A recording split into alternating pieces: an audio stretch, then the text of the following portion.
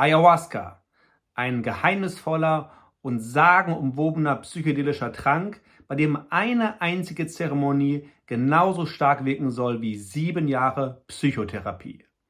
Ich habe zu diesem Thema einen wundervollen, einzigartigen Interviewpartner gefunden, möchte aber zunächst erstmal auf Deutsch einiges erzählen, was wir über Ayahuasca wissen müssen, um das, was wir im Interview im Detail besprechen, genauer in Zusammenhang stellen zu können. Was genau ist eigentlich Ayahuasca? Ayahuasca ist ein Pflanzensud, der aus 2 verschiedenen Pflanzen zusammengekocht wird. Auf der einen Seite gibt es die Ayahuasca-Liane, auch wissenschaftlich genannt Banisteriopsis carpii. Das ist diese Pflanze, die sich wie eine Schlingpflanze, wie eine Liane um andere Pflanzen im Amazonas-Regenwaldgebiet umherschlängelt sozusagen, symbolisiert durch die Schlange. Und die andere Pflanze, die mitverkocht wird, ist das Chacruna. Das ist ein Strauch, in dem das DMT enthalten ist. Also wichtig zu begreifen, für das Ayahuasca braucht man 2 Ingredienzien. Zum einen erstmal die Liane, die Schlange, durch die Schlange symbolisiert wird, in der sich der MAO-Inhibitor befindet, also eine Art Enzymhemmer befindet, der wiederum dazu beiträgt, dass das DMT, was im Chacruna-Strauch enthalten wird, eben nicht im Körper abgebaut wird, sondern im Gehirn wirken kann. Dieser Tee wird in einem tagelangen Prozess zusammengekocht und daraus entsteht ein sehr bitterer, eklig schmeckender Trank, der psychedelische Effekte hat und denjenigen, der es einnimmt, dazu bringt, sich selbst und sein Inneres sehr stark zu reflektieren und gleichzeitig auch festgehaltene Energien, also unterdrückte Gefühle, in Bewegung zu bringen und aus dem Körper herauszubewegen. Deshalb ist es klassischerweise so, dass wenn Menschen an einem Ayahuasca-Retreat teilnehmen, dass dort immer auch dann Kotzeimer sind, weil es sehr häufig ist, dass sich Menschen, die Ayahuasca eingenommen haben, erbrechen. Nämlich dann, wenn sie Gefühle sehr, sehr intensiv spüren und die Gefühle, die sie jahrelang oder jahrzehntelang unterdrückt haben, gewissermaßen rauskotzen. Und genauso kann es auch sein, dass Menschen halt sehr stark auf Toilette gehen müssen und eben andere Körperöffnungen genutzt werden, um die innere Befreiung voranzutreiben. Die Ayahuasca-Schamanin, die ich persönlich im Interview habe, das ist Tina Cat Courtney. Sie ist auch gleichzeitig der CEO von The Plant Medicine People. Das ist eine Art Vereinigung, die Retreats durchführt und sich eben halt auch dafür einsetzt, dass Psychedelika legal nutzbar gemacht werden können für die Heilung von psychischen Erkrankungen und für die Überwindung von persönlichen Problemen und die sich für einen verantwortungsvollen Umgang mit psychedelischen Substanzen einsetzt und den Menschen dabei hilft, psychedelische Erfahrungen zu integrieren, was ein sehr, sehr wichtiger Punkt ist, auf den wir im Laufe des Interviews noch kommen werden. Also sei gespannt, ich habe ja einen wirklich sehr hochkarätigen Gast für dich an die Angel bekommen, der uns wirklich sehr tiefgreifende Informationen zum Ayahuasca gibt. Hierzu noch ein kleiner rechtlicher Hinweis. Im Moment ist es in Deutschland noch nicht möglich, Ayahuasca legal zu sich zu nehmen. Für diejenigen unter euch, die es interessiert, im Moment gibt es eine Studie, die sogenannte Episode-Studie, bei der Psilocybin, also ein psychoaktiver Wirkstoff, eine psychoaktive Substanz, die sich in magischen Trüffeln befindet, dass die im Moment bei uns in Deutschland klinisch erforscht wird. Und dort ist die Phase 2 der klinischen Studie bereits abgeschlossen in Bezug auf therapieresistente Depressionen. Und es gibt auch eine weitere Studie, die demnächst losgehen wird. Dort werden wiederum auch therapieresistente Depressionen behandelt, und zwar mit einem Wirkstoff, der sich 5-MeO-DMT nennt. Aber falls du dich dafür interessierst, im Moment ist es in Deutschland und in den allermeisten anderen Bereichen von Europa noch nicht möglich, Ayahuasca legal einzunehmen und sich damit heilen zu lassen. Aber in Südamerika ist es ein sehr wichtiger Teil der Kultur, bei dem Menschen schon seit Jahrtausenden sich und ihre Psyche ausheilen und diese Ayahuasca-Zeremonien auch im Rahmen von Stammesritualen durchführen, damit sich nicht ewig viel Müll in der Psyche anhäuft, sondern dass die Menschen eben immer wieder auch Visionen haben, sich selbst begegnen und emotionalen Ballast loswerden, damit die halt nicht in die Gemeinschaft, in der die Menschen leben, halt abfärbt. Das heißt, es handelt sich um eine jahrtausendealte Form der Heilung von psychischen Problemen und psychischen Erkrankungen, denen wir im Moment im Westen noch sehr skeptisch gegenüberstehen, weil wir ja alles wissenschaftlich beweisen wollen. Und da sind wir natürlich auch im Moment mit den in Deutschland und Amerika laufenden Studien ganz fleißig mit dabei. Aber ich sage, es gibt auch noch Dimensionen, die sich jenseits dessen befinden, was wir wissenschaftlich erfahren und begreifen können. Und insofern ist es so, dass wir jetzt im Moment über die Zukunft sprechen. Und zwar über die mögliche Heilung von Menschen mit der Hilfe von Ayahuasca. Wir können da auf ganz wertvolles Wissen von der Tina Cat Courtney zugreifen, die schon über tausende Male diesen Ayahuasca-Trunk zu sich genommen hat und dazu auch Retreats durchführt. Also sie ist eine sehr erfahrene Heilerin, sehr erfahrene Ayahuasca-Schamanin. Und ich glaube, wenn du Psychedelika liebst, wenn du dich für Psychedelika interessierst, dich für persönliche Heilung interessierst, dann ist dieses Video einfach nur Gold für dich. Also viel Spaß am Anschauen. Ich hoffe, du kannst Englisch. Und jetzt steigen wir auch gleich ein. Ladies and gentlemen, I have a great guest today. She's a real ayahuasca shaman, the CEO of the Plant Medicine People, and also she had to go to prison for her work. Ladies and gentlemen, I'm proud and glad to have Tina Cat Courtney, also known as the Afterlife Coach, with me. Hi, Tina. How are you? Hi, Flores. I'm so good. How are you? I'm great. I'm excited to have you here because you are really, for me, like ayahuasca on 2 feet, I would say. You're like almost like a living and human-like ayahuasca plant. And I'm so curious about getting to know the plant better and also getting to know you and your story better. Oh my goodness, what an honor. Those are big shoes to fill, but I'll do my best. I'm more than sure that you can give us great answers and that we will have such a profound knowledge and gain this knowledge through you. And I actually have to admit, the first time I met you, it was when I was reading your blog. And I was like, oh my gosh, this is so wise. This is so intense. This is so deep. Who is it? Who is this guy who wrote this blog? And then I found out it was you. So, yeah. I mean, your blog is quite famous, isn't it? It's moderately so in the ayahuasca circles. You know, I'm really lucky that I found an audience with it. And so, yeah, that it's, I think because I'm an early adopter to ayahuasca, I found her a long time ago. So I'm lucky that I got to start writing and working with her before the big wave of interest in her came. So yeah, I've had some time to build a little bit of an audience. And do you still remember the very first time when you took the medicine? Like it was yesterday. Yeah. You know what the first thing she said to me, Flores, the first time I took ayahuasca and that portal opened up? This voice came in and said, "Hi, it's nice to meet you again." Like I have known her from other lifetimes, which was weird to me. And she said, "You're going to bring millions of people to this work." And Wow.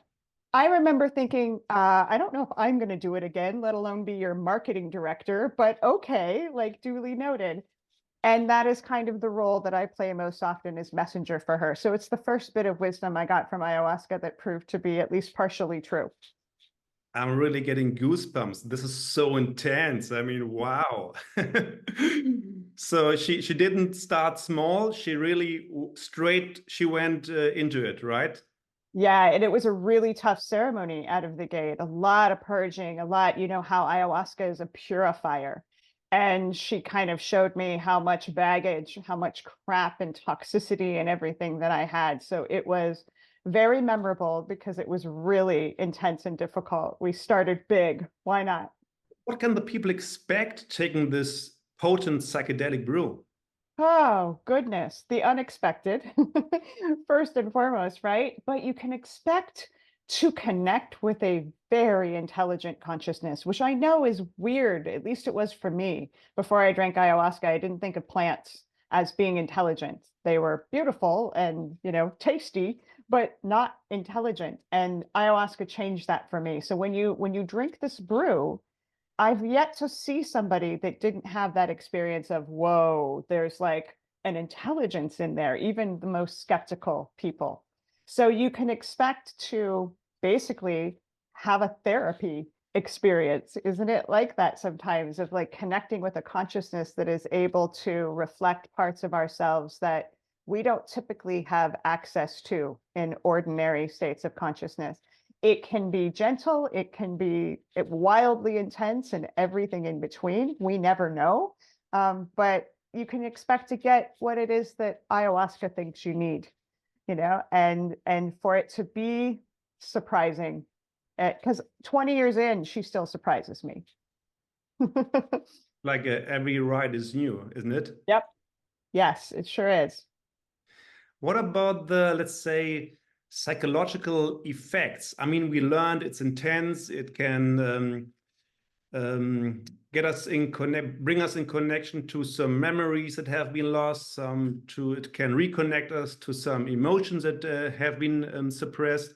But let's say, really, from the point of view of somebody who's just taken the drink, the medicine, the person closes his eyes. What is he going to expect? What's going to happen in, like, on a physical level, but also on a psychological level? I mean, Yeah, great question. Let's see if we can give it language. So the best way I can describe ayahuasca is that she expands consciousness. So she takes our, normally very limited view and expands it, almost like an airplane, allows us to see the world in a different way. We look down on it and we're like, oh, wow, okay, that looks totally different. Ayahuasca does that for our relationship with our own psychology, is she gives us a bigger view. And that typically happens in a pretty psychedelic portal, meaning that there's a lot of visions. Ayahuasca in particular is a purgative quite often, not always, but her symbol is the snake. So she can feel that way in the body, when she finds something that is trapped toxicity or emotions that is stored somewhere in the body, because we know now from trauma psychologists that this stuff gets stored and she moves it. And so sometimes there's purging or crying or laughing or sweating or all of it all at once. That's a good night. But she moves energy. So she expands consciousness and she moves energy. And so those are the things that are signatures of ayahuasca. And again, this can be subtle. It can be the most intense thing you've ever felt in your life or somewhere in between. But those I can guarantee something expansive and something that is moving will occur for everybody that works with her. right. Let's say there's a person who's ready to drink the brew, but he's not ready to see something. Let's say a person has the intention to exclude something during the ceremony because he's, let's say, scared of something happening. Is it possible to hide something from the medicine, or from your point of view, is it impossible to have this like locked up in a secure way? So it's impossible to hide anything from ayahuasca. However, it is possible to avoid dealing with something at a given time. In other words, just because we have something locked inside of us doesn't mean ayahuasca is going to go there immediately and say, "Ooh, let's open this box." She will go there eventually. So, you can go to her at least in the beginning and say, these things are sacred. I'm not ready for that. She typically honors it. I can't guarantee it, but she typically does. But you sit with her long enough, 3, 4, 5, 6 times. Oh, she's going there because those things are holding us back. And she loves us enough to say, I'm not paying attention to your rules. You deserve to heal this, even though it's scary. So in a way, we can say that she's showing no mercy, but in a helping way. Yeah. Well, I mean, we call her Mother Ayahuasca, right? She's a good mom.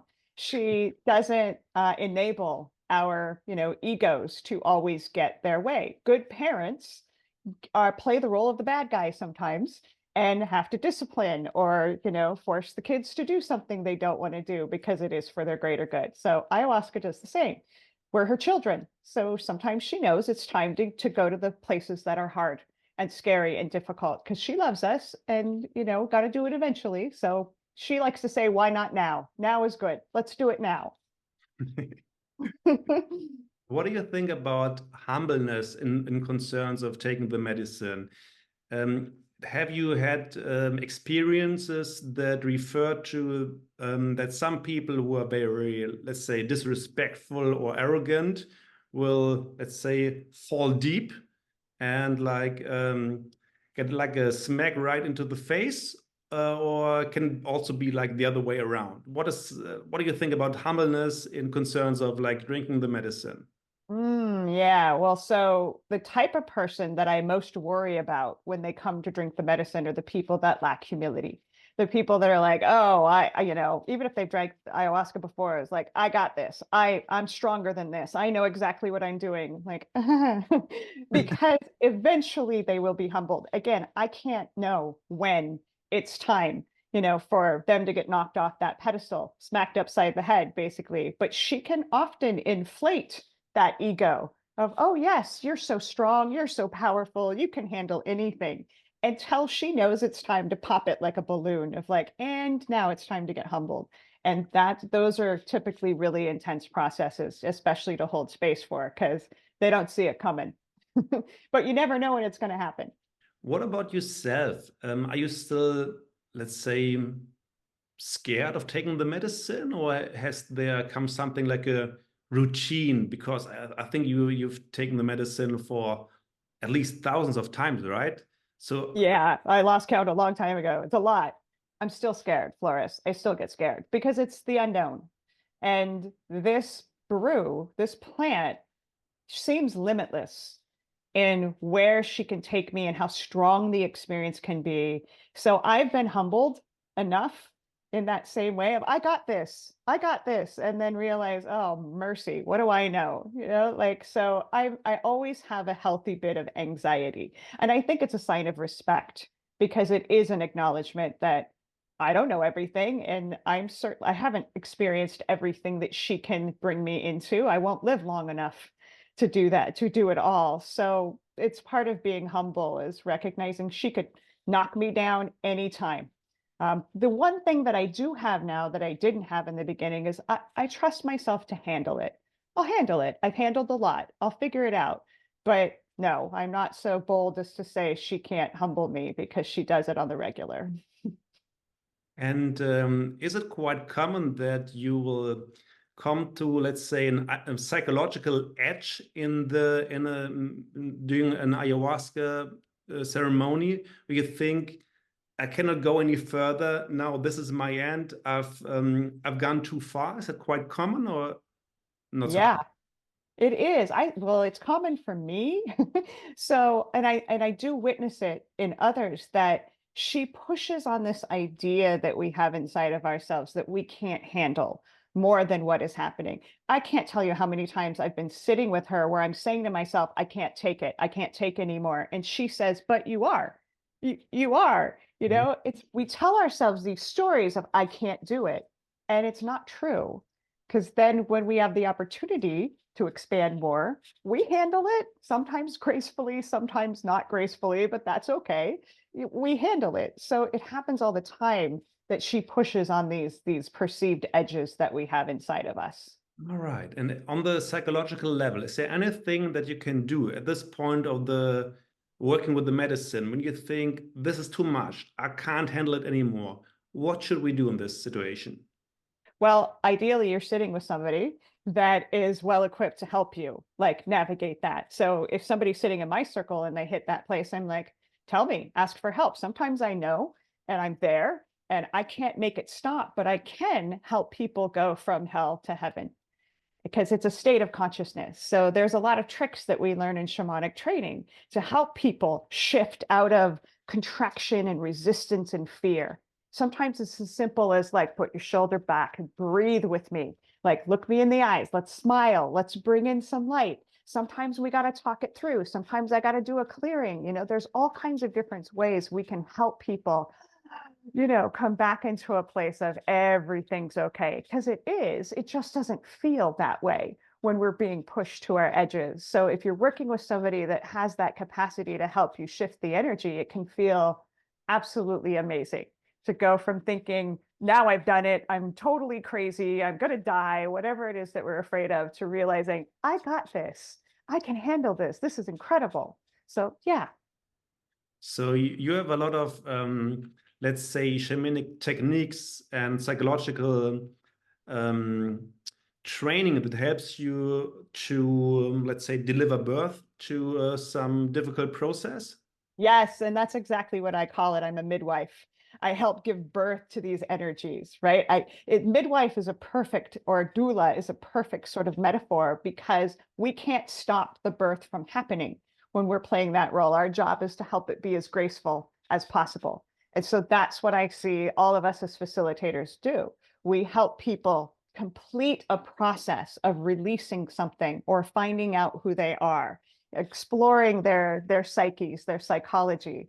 And so they have support in that, but I'm not doing it for them. I can't do that. You're just the helping hand, right? Exactly. One thing that is very, very intriguing to me is that you are directly singing to people during the ceremonies. You have this sort of Icaros, and I also read there's a sort of an important part of the shamanic training seems to be to recognize the energy patterns in people and also to address the Icaros to this lack of integrity of the energy level, or what is it like?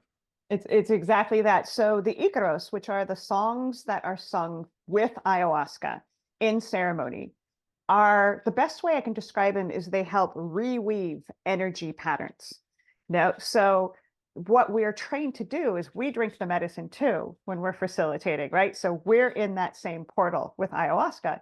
And then when that sort of lights up, typically, I don't always see it, but typically I can see the energy grid of a space or an individual. And what we're looking for is where that grid has cracks in it, or places where it's been damaged from trauma, disease, whatever it is. And so we sing to those parts to bring them vitality and life force. I'm getting goosebumps. Sounds It's incredible to me. incredible. Yeah. And I'm just the witness, right? I'm not doing it. I'm channeling the song and singing it. But when I see these little spots start to illuminate again and come back online, it's incredible. I'm just like, oh, it's working. Oh my God, and then you see the whole, typically the posture, the energy field of the individual starts to change, because they're like, ooh, something's feeling good. They might not be aware of exactly what's happening, but that's what the songs do. They reweave these energy patterns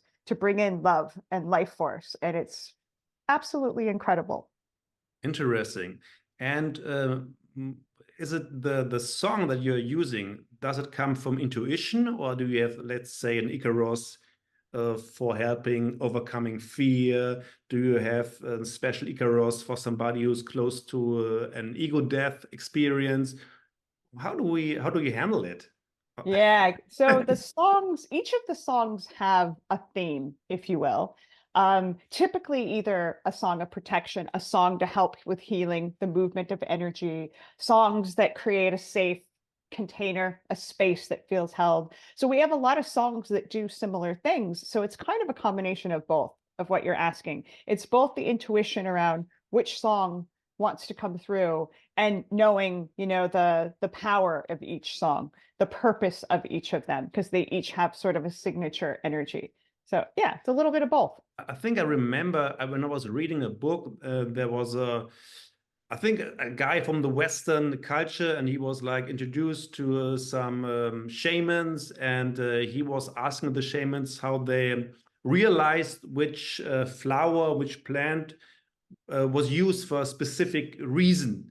And they were just laughing at him. They told him they will come to you in your dreams and they will tell you what they stand for, and they will tell him in his dreams what he can use them for. So is it like similar when with the Icaros? Is it like some Icaros just occurred during the ceremony, and then you realize, wow, this is my new Icaros, or what is it like? Yeah, it can happen that way, sort of spontaneously channeling a song you've never sung before. Another thing that will happen frequently is I will sing like a song my teacher taught me many, many years ago, but Mhm. it comes out in a completely different melody. So for example, like I've got songs that maybe typically I sing them like a lullaby, that they're soft and sweet, and all of a sudden it's coming out like a machine gun, like boom, boom, boom, boom. It's like, Ah, I didn't plan that, it's just happening wow. because it's what the space or the individual needs. So we as the facilitators have to pretend like we know exactly what we're doing. And typically it's not planned. We're in the vibration of the energies and we're following instructions of those energies. And it has happened that I channeled the song spontaneously. But sometimes we sing the songs as we've sung them many times before too. But we have to be open to things shifting because that's how the medicine helps us to give the space or the individual what they need, not what our minds think Right. that should be done, because that's not the right tool. So you start with an intention, but then at some point the medicine takes over and Yes, let's say assimilates the song or the vibration to the needs of the man or the woman who is taking the brew, right? that's exactly right. Because if I'm singing to the space, the first thing I ask myself before I sing is, what does the space need? Same if I'm singing to an individual to help, we call it doctoring, to help doctor them. What Mhm. does this individual need? That's my intention, is channeling whatever is for the greater good of the group or the individual, and then being open to that. And then being open to how it comes in, a lullaby versus a lightning bolt, and just basically trying our best to be out of our heads, to not have our egos be the ones that are driving the experience, because that's not so magical. So you in a way you have to open up and you have to allow her to do her work, right? Yes, that's exactly it. And that's why we drink the medicine too, so that it's the ayahuasca show and not my show, because the ayahuasca show is far more interesting. I see. There's some psychedelics that are usually not taken by the shaman at all. It's very different when you're working with ayahuasca because the shamans they take ayahuasca by themselves as well, if they That's right. understood it. Yeah, it is a little bit unusual because like iboga, other like plant medicine traditions, you don't Mhm. take that, you don't take the medicine and lead. But with ayahuasca, it's essential because just how the traditions developed over thousands of years, that way the individual is in the portal with the medicine that's guiding. Because I mean, I have assisted without drinking the medicine before for various reasons. It feels very different. I don't feel guided by her, so it doesn't end up being as powerful or magical. So I think it's really important that we have her in our bodies, in our consciousness, so that it's co-created with her. And there was just this idea coming up. I was like seeing this medical doctor with this like white suit in front of me, like watching somebody lying on the bed who's taking the brew. Like my mind was just like, making this, what do you say, bridge to the, let's say, modern use of psychedelics. And this picture sort of showed me how different the clinical approach to psychedelics is in comparison to the shamanic approach, right? Absolutely. The clinical perspective is that, we're dangerous if we take the medicine. And the shamanic perspective in ayahuasca is that you're dangerous if you don't. So major disagreement. Wow. Do you think it's right to punish people who are taking the medicine and to, let's say, give them rhetorical question, but go for it. Do you think it's right to punish people for their need to heal? No, it's heartbreaking that we still live in a world that views medicines like ayahuasca the same as they view heroin or methamphetamine or cocaine. Medicines that have no medicinal properties. And in the United States, where I live, they're scheduled the same way. Ayahuasca is seen the same as, the hardcore street drugs. And so people are punished for trying to heal as if they're drug dealers. They're treated the exact same way. Wow. That really sounds like Stone Age to me. It does. It's super, super archaic. But it's our current reality. Hopefully we're evolving out of that. So at this point of the time, it's not possible to work with ayahuasca in the States in a legal way, or is it in some It states? Or is not. It is not. So currently, and as far as I know, very few places in the world are legally protecting ayahuasca. I mean, Peru, a couple places in South America, Amsterdam has gone back and forth. There's, been some places that have been descheduling it like Portugal, but we're still really in the infancy of protecting ayahuasca legally. What about Costa Rica? Costa Rica, it's unscheduled, and they are in the process. The government is in the process of creating a legal umbrella for people who are shamanic, but they're writing like the protocols of, the code of ethics and the ways to do that safely. But right now it's descheduled, so there's tons of ayahuasca in Costa Rica, and it's in the process of becoming legal.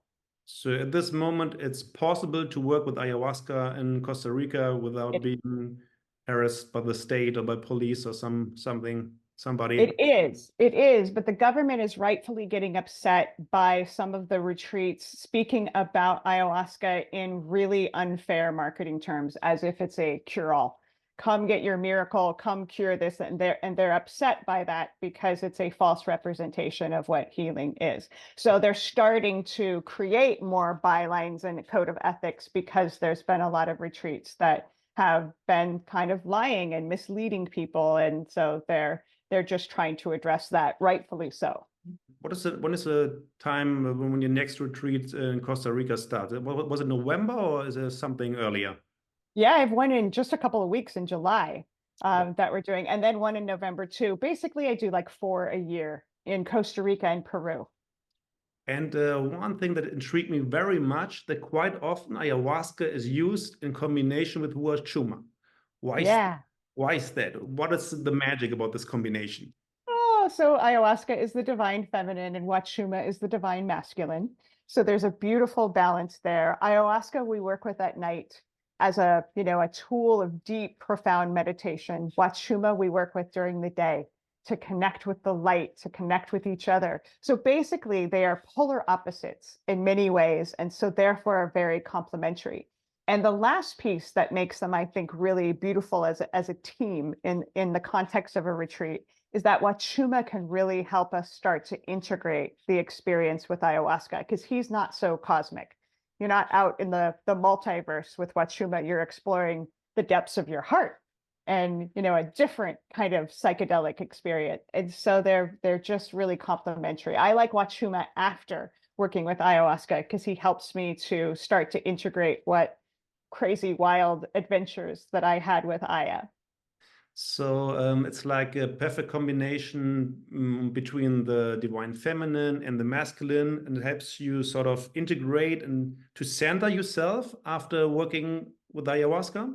Yeah, come back into the body, process things somatically, just make sense of things, feel safe, coming back into the body, because ayahuasca can be so cosmic.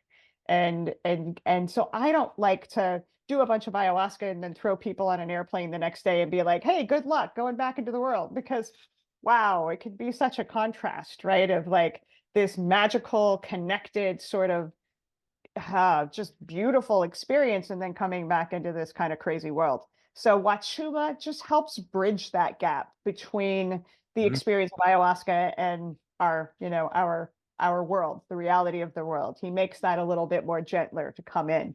All right. And let's say somebody has visited your retreat, and of course, there's going to be like a lot of psychological activation and emotional processes during a couple of days.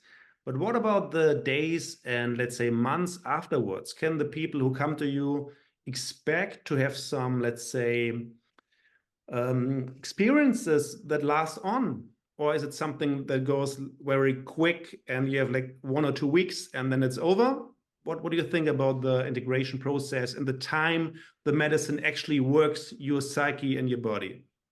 Yeah, so this is the most important part of the process to me, is what happens right after we have a ceremony or a retreat with plant medicines, because the integration that and the effort that we put into that, it sort of determines whether or not the experience becomes something we remember fondly or not. If like, hey, I did that thing once in Costa Rica, versus, oh, I worked with plant medicine and it changed my life. Because if we really pay attention to integration and are honoring the homework, basically the insights and things that come in, then we can absolutely transform our lives. But it takes effort. So with the retreats that my company does, we include 4 weeks of integration with every retreat. It's not an add-on because it's an essential part of the experience. And we support people in coming back in and making those changes and being accountable and showing up differently in their lives. And so therefore it can be like life-changing. So, but it's up to us to do that work individually, or it can just be a fond memory. Have you also had the experience that a person works with the medicine, let's say for one time or two times, and the process that has been started during some ceremonies can take like even longer, let's say 6 months, a year, 2 years? Is it also possible or not possible? Oh, it's absolutely possible. You know, if it's a real deep experience and wildly confusing and intense, that can take months, if not years, to really feel like we've integrated it, that it's clear, that we know what the heck that was about and what to do with it. I still have a couple ceremonies from 9 years ago that I'm like, what was that? They were so intense.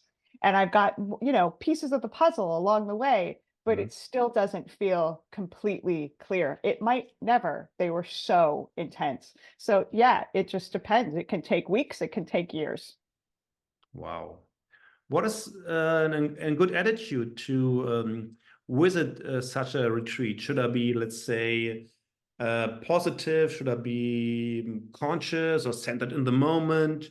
What is the right attitude to enter such a retreat, and what is, let's say, what raises the chances of a very good outcome, also on a psychological level and on a level of health? Oh, that's a great question. The word that comes up first is the invitation for people to be open, to be really curious, and to allow the experience to be not what they expect. You know the notion of a swear jar that every time you swear, you put money in the jar? I always joke that I want to have a jar that says that's not what I expected.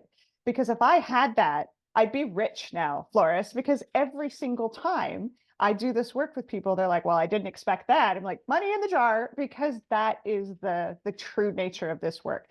And that's really important to understand, because if it was what we expected, we wouldn't need the plant medicines to expand us beyond what we think healing looks like. So, you know, just being really open to being surprised and to feeling the whole spectrum. Because people will ask me when I come to a retreat, what am I going to feel? I'm like, everything.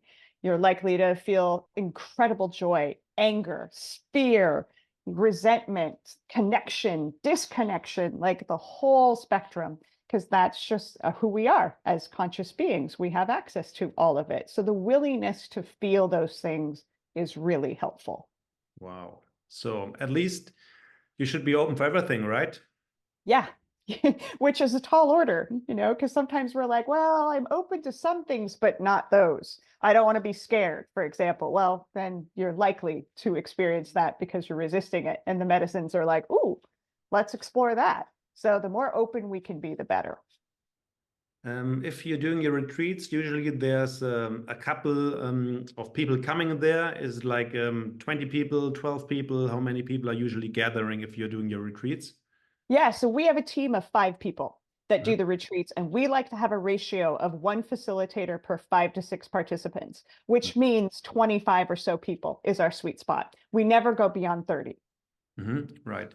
And have you ever had the experiences that there's also a lot of, let's say, clearing going on outside of the actually ceremonies? Let's say some people have a very quiet ceremony, but there are maybe there some things are happening in the like interhuman relationships. Oh, You know what I goodness. mean? The whole week is a ceremony. From actually, I would even say the moment somebody commits to coming to the retreat, the process begins because you're like, okay, I'm doing this, and the energies start working. So, yeah, the whole thing is a ceremony. Sometimes people don't have, let's say, intense ayahuasca ceremonies, but very intense interpersonal dynamics, or maybe a very intense walk with nature where it just all makes sense. Like it can happen at any point in the process that we have a breakdown or a breakthrough or both. So yeah, it's not just about the medicine. Do you think that some people might be mentally prepared for, let's say, emotional confrontation during the ceremony? So the medicine, let's say, refuses to bring people to this emotional confrontation, but brings up the emotional confrontation with other people after the ceremony? Is it Uh-huh. a way, a trick the medicine can work with you? Totally. That is part of the expect the unexpected, the trickery of it, because the medicines, ayahuasca in particular, she won't honor our attachments. So if I go into a ceremony and I'm like, don't take me to the scary place, I'm basically saying, take me to the scary place, because she's like, no, that's not how it works. And so the more that we have limitations or attachments, here's a really common example for us is people come and they want lots of visions. They're like, oh, I want to see things and I want to travel the cosmos. Quite often they will have a very flat ceremony, at least visually, because they have this attachment of I want it my way. And that's why I say be open, like let it be whatever it's going to be, because ayahuasca does not like when you try to dictate and tell her how it should be. It's her show. So the more we can just pass that baton and not be in control, the more graceful we can be with the experience, because we don't get to decide how it's going to look. Okay, I see. And let's talk about the dark sides of ayahuasca. If I ask you, let's say, under, how do you say, four eyes, only you and me, and ask you, is the medicine dangerous? What would you tell me? It's incredibly dangerous in the wrong hands. Yes, yes. I would say the combination of an inexperienced guide with ayahuasca can be really dangerous. And for some people, they're not, equipped yet to take ayahuasca. For example, a very easy comparison with the physicality of ayahuasca is to say, can you handle a really intense roller coaster? When I ask somebody that, if it's a no, because, oh, maybe they have a heart condition or epilepsy or something like that, it's like, it's not safe to work with ayahuasca. That would be dangerous. The same is true, psychologically speaking, is can you handle imagining that you have the worst night of your life emotionally with this medicine? Because it can happen. And if they're not ready to handle that intensity, it can be dangerous, So we got to be careful that people are well prepared and ready for this intensity, because I can't tell ayahuasca not to be intense. Wow, so you're quite honest about the intensity where she can take you, right? Yes. I mean, yeah, I would be out of integrity if I wasn't honest about what is possible. And that the process of healing sometimes gets worse before it gets better. So when people come and they're like, okay, I'm healing depression or I'm healing cancer or whatever it is, sometimes it can get a lot worse because we're not done learning about the reason why we're going through this rite of passage. So we can't say that these medicines guarantee you're going to feel great, you're going to fix these things, you're going to get more information. I can promise that, but I can't promise that you're going to be in a better state. Sometimes it gets darker before it gets lighter.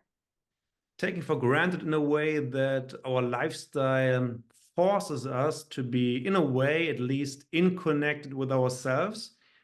Let's say I have this intensification of reconnection during a ceremony, and I feel very reconnected to myself. And all of a sudden, I go back to my old life and I look around me. I think, what am I doing here? There's something that can happen too. Well, yeah, and I call that kind of like an existential crisis, right? Is where we experience sometimes something so beautiful that it makes our lives feel mundane. And sometimes I feel like an alien. I come back and I'm like standing in line at Starbucks or something, and like, this is insane. How do I relate to this? Because I was just in heaven bonding with my spirit guides or whatever it might have been. So that's why it's really important to have support and integration and to have like-minded people that get it to lean on, because it can take a while before we realize it's magical at the line of Starbucks too. It's all beautiful and magical, but it doesn't necessarily feel that way in the aftermath of a wild journey. All right. You were talking about the beauty of ayahuasca. Can you give us some, let's say, pictures or moments when you were feeling this absolute beauty? Oh, if I could only give that, really accurate language. Well, it's those moments where you feel nothing but love. Like it's all just profound love. And it makes so much sense of, oh, I know why I had to go through all of that suffering. And it was so difficult to get here in this place where I love everyone and everything. It's just pure love. Those are my favorite moments of it all just feeling so clear that the most powerful force in the universe is love. Wow, this can be quite healing, right? Oh, the most healing thing. Except for, it can be challenging then to come back into the experience of, and now I'm angry. And now it's not all love. I'm like, wait a second, what happened? I was just there. And now I'm back into duality, basically, because that's where we live. So yeah, but the most beautiful experiences are the most loving. Wow, sounds so intriguing. Good. Let's go on with the dark sides of ayahuasca and everything that comes with her.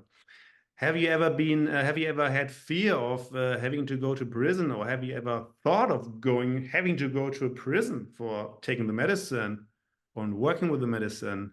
Yeah, it was a fear of mine for a long time, and I knew it was going to happen. I knew it, and I was in denial of it. Like, no, no, no, no, no. There's a way around this. And then it happened to me a couple of years ago. I got arrested for a package that was coming from somewhere in South America to my home. I never got the package, so allegedly it had ayahuasca in it. And the police came to my door multiple times when I wasn't there, and finally found out there was a warrant for my arrest.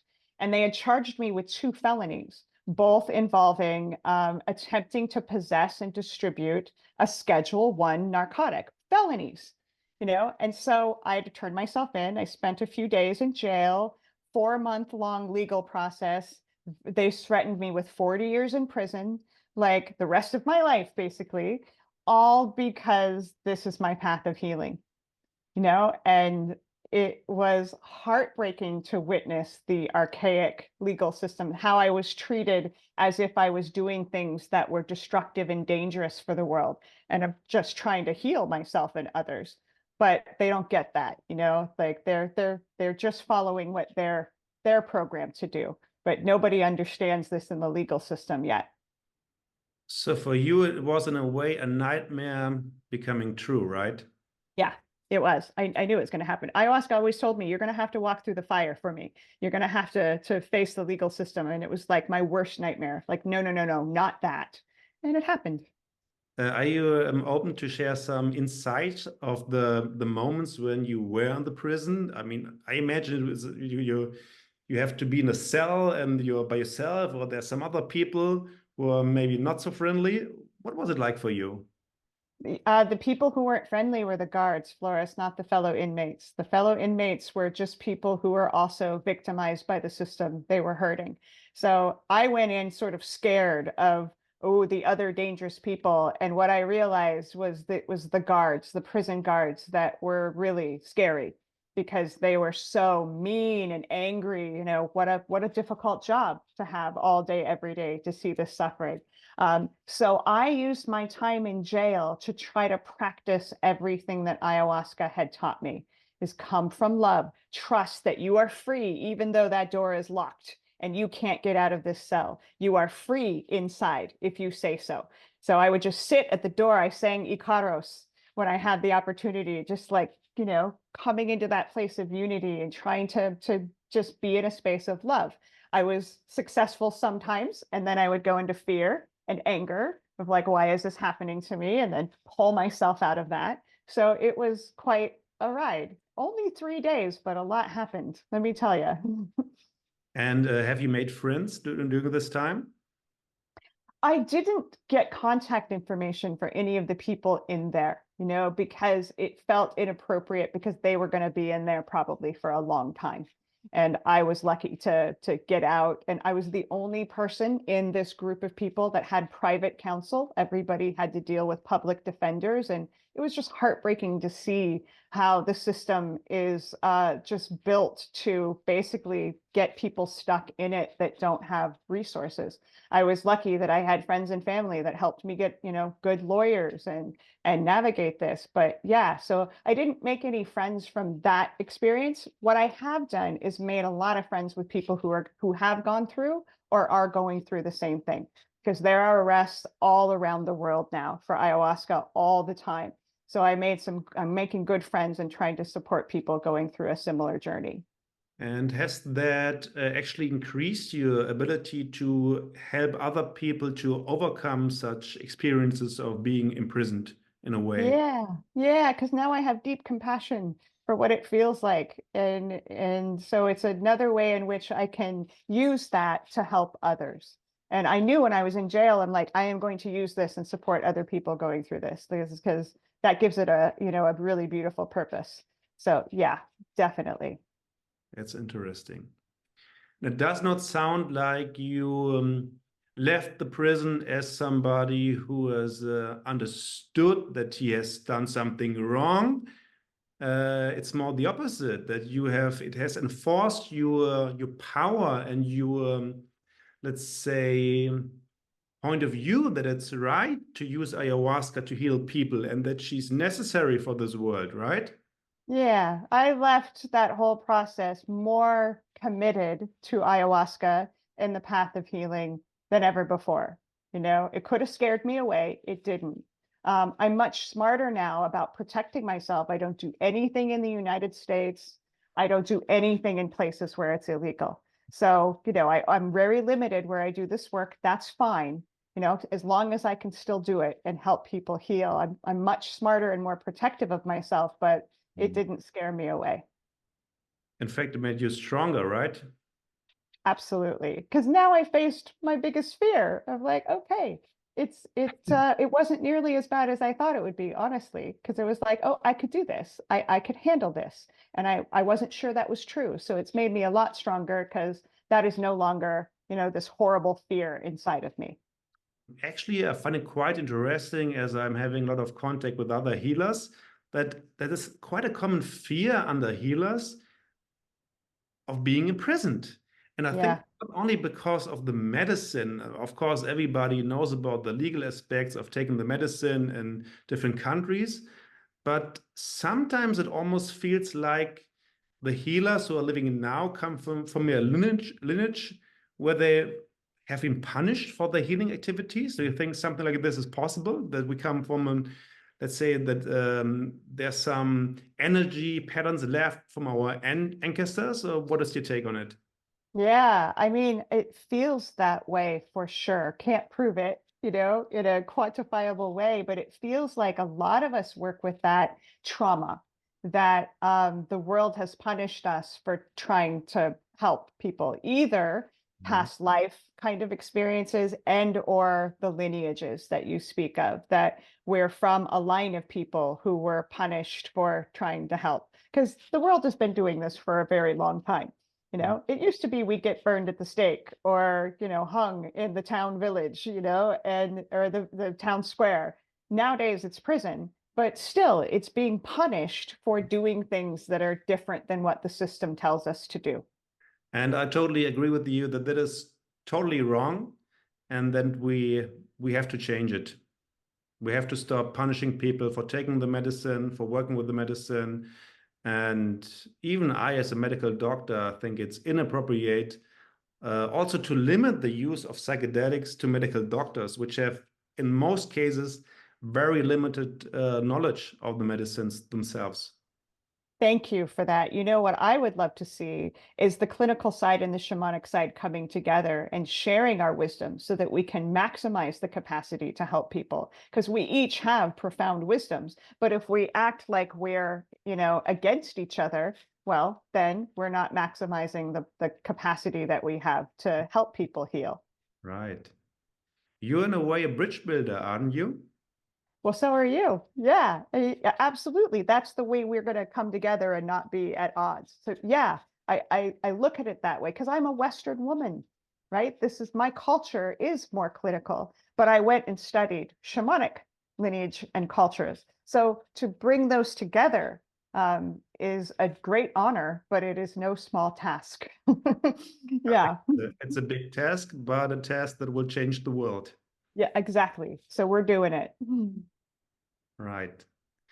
Kat, it was so great to talk to you. You gave us so much information. You showed so much of yourself. So maybe you let us know ways to work with you, to, let's say, attend ceremonies with you, to get some integration work. Let's say some of the visitors, they are as much as a fan of you as I am, and they say, I want more of Kat Courtney. How do they connect with you? And what do you offer, at least? Oh, bless you for asking. So the easiest way to find me is to go to plantmedicinepeople.com. That is my company. I lead a team of integration specialists, and I do a lot of courses, online courses about communicating and working with powerful plant consciousnesses. And like I said, retreats 4 times a year or so that are listed on that website too. So that's the easiest way. People are welcome to reach out, send me an email. I love getting questions and helping people navigate the space because it's kind of a wild world out there. I wish that many people are going to see you, and I'm sure whoever comes to you and gets advice, or even to has the honor to be in a ceremony with you, is a very lucky guy or a very lucky woman. Bless you, Flores. Thank you so much for that. And thanks for having me here. It was an honor to get to talk with you. Thank you very much, Kat. Ich hoffe, euch hat das Interview genauso gut gefallen wie mir. Für alle, die sich über das Thema Ayahuasca und Psychedelika weiter informieren wollen, habe ich wertvolle Links unterhalb von diesem Video für euch installiert. Und zwar findet ihr zum einen mal den Blog von Tina, wo wirklich ganz, ganz viele wertvolle weitere Informationen über Ayahuasca drin sind. Und natürlich auch den Link zu den Plant Medicine People für den Fall, dass irgendeiner von euch sagt, ja, ich will Ayahuasca machen und ich wollte sowieso schon immer nach Costa Rica, dann besucht gerne eins von Kat's Retreats oder guckt mal rein, was sie hat. Sie hat auch einiges an Online-Kursen zur Integration von psychedelischen Erfahrungen. Da habt ihr sicher auch wieder was ganz Wertvolles mit dabei. Einfach mal ein bisschen rumstöbern und gucken, was Kat alles zu bieten hat. Ich persönlich kann sie nur empfehlen. Sie ist ein großartiger Mensch, ein großartiger Schamane. Und ich glaube, dass das, was sie in ihrem Interview gesagt hat oder gesagt bekommen hat vom Ayahuasca, und zwar, du wirst Millionen mit mir vertraut machen. Ich glaube, dass das bereits Wirklichkeit wird.